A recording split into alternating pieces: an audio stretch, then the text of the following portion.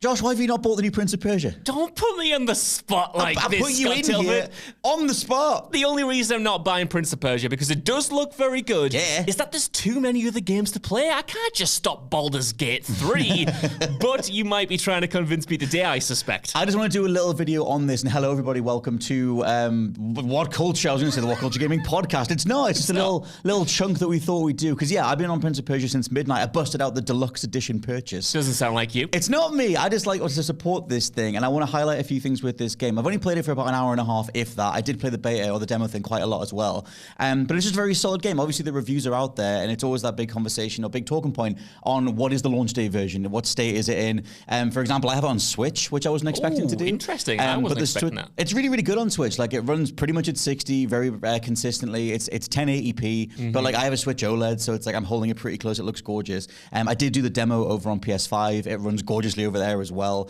It's listed as like 4K, 120 frames if you have the TV for it. It's a very liquid butter, smooth game. Like, I think that's what they're going for overall, and the thing that stands out the most is just how immediately playable it is. And I just want to highlight just a few things, because I feel like behind the scenes, you have to imagine it was an unbelievable uphill battle to get this over the finish line. Like, the idea of soft rebooting Prince of Persia as like a Metroidvania inspired directly by Metroid Dread. And I love that. I can't imagine the amount of conversations they had to have with the higher ups going like, well, can you not put microtransactions in it? Can you not just do something? No one's going to buy that. What if instead of a Metroidvania, it was Far Cry? Well, look, that's for another video we're doing later on down the line. That's another thing is like, what if it had the Blood Dragon tie-in somehow? Like, how do we make that work? And so I know that, like, obviously with this, Prince of Persia is such a storied franchise. A lot of people played the original Sands of Time trilogy, and then hardly anybody came back for the cel-shaded one, where it was like Nolan North, the 2009 or 2008 one.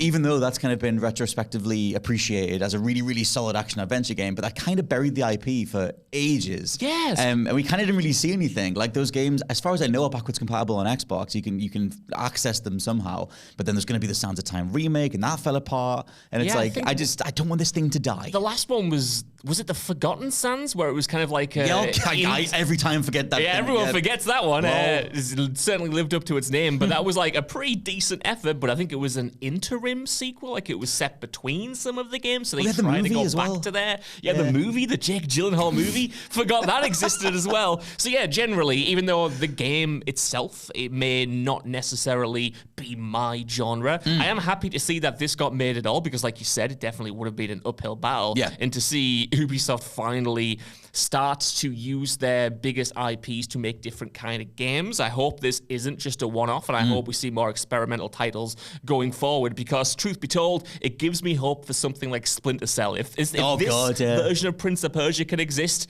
I can then dream about a more hardcore, stealth-focused Splinter Cell game. It makes you wonder about I mean, I should obviously clarify that we're not sponsored by Ubisoft whatsoever. You'll know that if you've seen the news video we did earlier in the week. There's no way they're coming anywhere near us. But still, I just wanted to highlight the positives of this game. But overall, like, the approach to putting this together, I haven't looked into the budget side of it, but there's no way it'll be 360 million like Spider-Man 2. And it just feels like a video game-ass video game. And I miss things like this. And I don't know if you saw the highlight reel that Sega put out just before Christmas, where they showed like remakes of Crazy Taxi, and there's a few other ones like Golden Axe and stuff. No, I missed that. They're doing like a whole Shinobi's in there as well, and Streets of Rage is the other one. There's like 4 of them. And their whole thing was like, we're returning to these franchises, we're going to do new versions of them. The new version of Shinobi kind of looks like it plays like Mark of the Ninja. It's like a side-scrolly, like a well-animated look at it.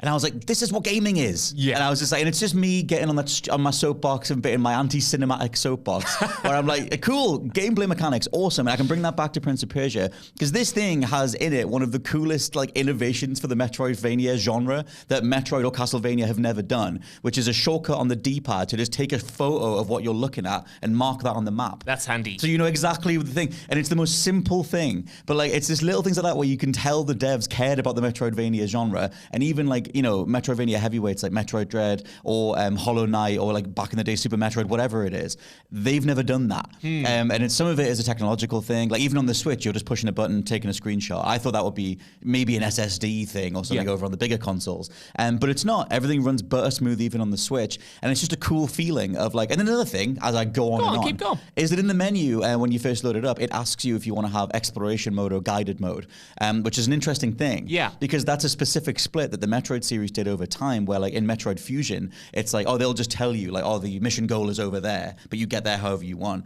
Versus the older Metroids or, most Metroidvania, Axiom Verge or whatever it is, being like, I'm just going to stumble around until I find the next critical path. Yeah. And you can do that. You can just put it in full on exploration mode, like Hollow Knight, and just explore. And then the game even tells you, hey, you might like one of them and then switch to the other one if you get lost or something. That's particularly interesting, not just because of its implementation in this game, but from the few Ubisoft games I've played over the past couple of years, that kind of seems like an overall Ubisoft mandate in a way, because I was playing Avatar Frontiers of Pandora, and one of the first things that game asked me was, do you want exploration mode or do you want a guided mode? And I also appreciated that when I was playing through Assassin's Creed Valhalla. It had a similar thing where you were spending more time in the world and less time, just following a waypoint. But to see that implemented not just in those big AAA open world games, but implemented in a Metroidvania, that is interesting. Dude, I like that. Yeah, and it's so like gameplay forward. I just feel like there are so few games that were able to prioritize gameplay in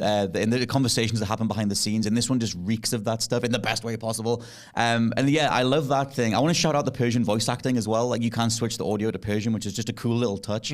But yeah, like to frame a few other things, I want to get to the combat and the feel of combat and like movement in a bit. Yeah, tell me more about this, because this is the most I've seen. Like I saw a bunch of GIFs doing the rounds on social media and YouTube and stuff about like how silky smooth and how visually spectacular like the combat looks. How much of that, I know you've only played, a short amount, but how much of that is in the game? How much of that is kind of central to the game feel of it?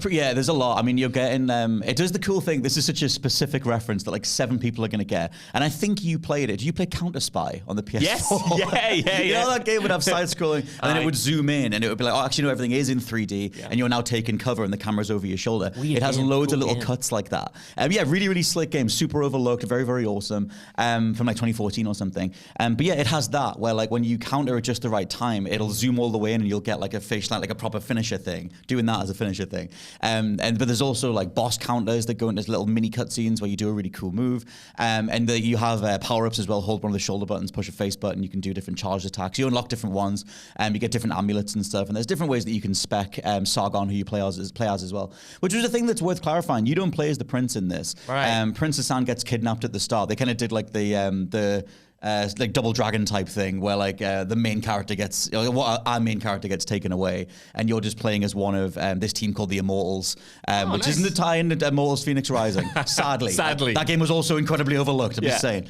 But yeah, there's a whole bunch of, ostensibly it's their version of the Avengers at the very beginning of the game. Oh, nice, okay. And it's like, I'm so sick to death of Marvel superhero stuff. Like, oh my God, I'm done. You've never mentioned that before. I mention it when I wake up in the morning, but at the same time, it opens like that and then you're one of that team. But yeah, the prince gets kidnapped. That's the setup. You and the guys are trying to go get him back.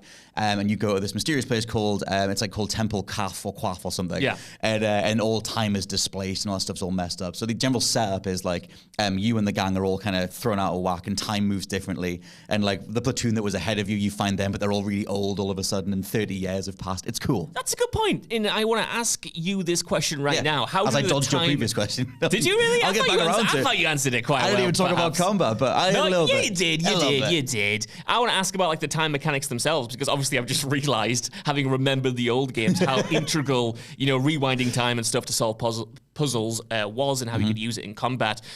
Like from what I've seen so far, like you've got these abilities in the combat itself, but how do they implement the time mechanics beyond the story context that you mentioned? So where I'm at, I haven't got them yet, but not fully anyway. There's some platforming stuff that's relying on like you're hitting parts of the environment to trigger like platforms to move around and then stick in a different area so you can get through different areas and stuff. I have seen, because this game is already a big hit with like we need a name for those like level of player, like Sunny Legend on Twitter, who is like gonna like play a game better than you've ever seen before. I know what you mean. I've seen some absolutely ridiculous Last of Us 2 combat compilations that I just makes me go, how do you play the game like that? Yeah. How do your thumbs and fingers work that way? How many times did you do this run to get it down? But yeah, that level of play. Sunny Legend hasn't yet submitted a clip of that I've seen anyway, but a few other players have been using some of the later game time powers where you sort of leave a version of Sargon in place, you do a combo over there, and then you recall yourself back to where you were to catch the enemy again and keep going. Average like health bar for enemies is higher than you'd expect. Like if the comparison is Metroid Dread, in Dread, if you hit a parry, you would take someone out immediately. And the parry is still a way to take enemies out in this, but they don't do the yellow attacks that you can parry as frequently as in Metroid Dread. Okay. Whereas like any attack in that game, you could just parry and kill, keep moving, keep going. There's such a great like flow state to Dread, especially when you get like the later game abilities. So yeah, overall, as much as that is like the bread and butter of Prince of Persia, the Sands of Time trilogy, they don't lead with it here. They lead with like a melee-based Metroidvania, set in a place where time itself is all displaced. And then I'm probably not that far off on lock and stuff. The demo gave you more abilities, but still not time stuff. It was more like here's a bow and arrow and like some later like power-ups that you can get and stuff. But yeah, I just wanted to shout all this stuff out. I'm so curious how it's gonna sell. Like it's not that expensive. In the UK, it was like £45 for the regular version. I paid 50 for the deluxe one. That just gets you some extra skins, which I was like, whatever. I just want this game to succeed. So I was like, here's more money, Ubisoft. In a week where they're talking about subscription services and the viability of different games and everything else. And I was like, hopefully this thing makes a mark.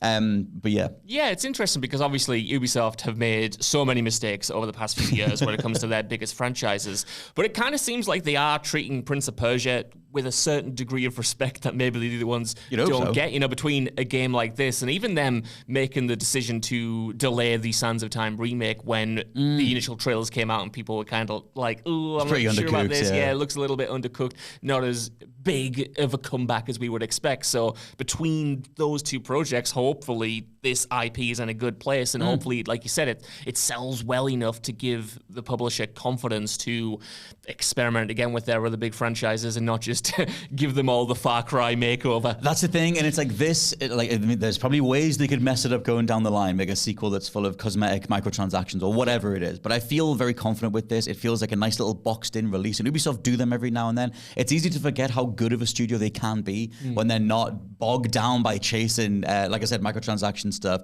or various other ways to fleece you for money. This is just an actual video game release that's fully finished, and it works at launch, and it works very well, and it's just like, you shouldn't have to shout that stuff out, but especially when it's someone like Ubi or it's the modern gaming industry, it is just worth saying this is a very, very good game.